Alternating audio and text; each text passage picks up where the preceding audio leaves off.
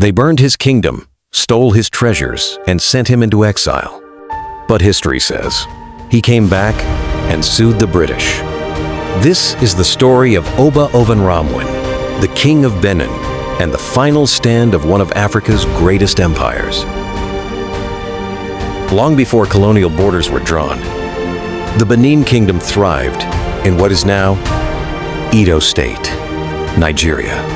By the 13th century, Benin had become a powerful West African civilization known for its bronze and ivory artworks, advanced political system, and massive protective walls that some historians say stretched over 16,000 kilometers, even longer than the Great Wall of China.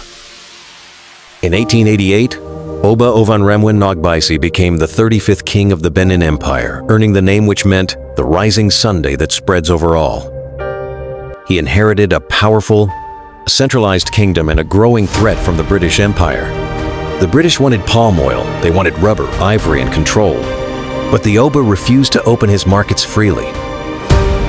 In 1892, he signed a trade agreement with the British, but enforced it only when it served Benin's interest, and this move made him a target. In 1896, the Oba closed his markets for an annual spiritual festival, a move the British perceived as an act of resistance. So, in January 1897, without London's permission, acting consul James Phillips led a so-called peaceful mission to Benin. But evidence shows they hid weapons in their baggage, and many believed the mission was a front to dethrone the king. The king's messengers warned Philip to stay away, stating that the Igwe festival was sacred and outsiders were not allowed during this period. But he ignored the warnings. Philip and most of his team were ambushed and killed, an incident the British called the Benin Massacre. Within weeks, they retaliated. In February 1897, a full-scale British invasion began with over 1,500 troops armed with artillery and machine guns storming Benin City. They burned the palace, destroyed shrines, and looted over 3,000 priceless artworks, including the now famous Benin bronzes found today in European museums. The Oba fled into the forest, where he remained hidden for 6 months. But on the 5th of August, 1897, Oba Ovonramwen returned to surrender, offering oil and ivory worth millions. But his offer was rejected, and he was exiled to Calabar, where he died in 1914. Benin was then placed directly under the British rule. Its political system dismantled, chiefs replaced with colonial appointees, and its walls and heritage shattered. Ueka II, the son of Oba Ovonramwen, took over and began rebuilding Benin under the colonial rule. But did Oba Ovonramwen actually sue the British?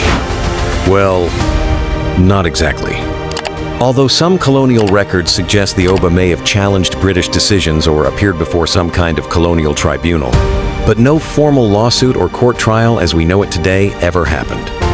The legacy of Oba Ovonramwen endures for generations, a testament to the powerful African king who stood his ground against Britain, with his resistance remembered to this day. Meanwhile, the stolen Benin bronzes, a symbol of colonial plunder, are slowly being returned to Nigeria, piece by piece. The fall of the Benin Empire was part of the scramble for Africa, when European powers carved the continent apart. And even though they took his crown, they never took his pride. But do you think Oba Ovonramwen was a hero even in defeat? Or he was just careless to have let his kingdom fall? Drop your thoughts in the comments and subscribe for more stories like this.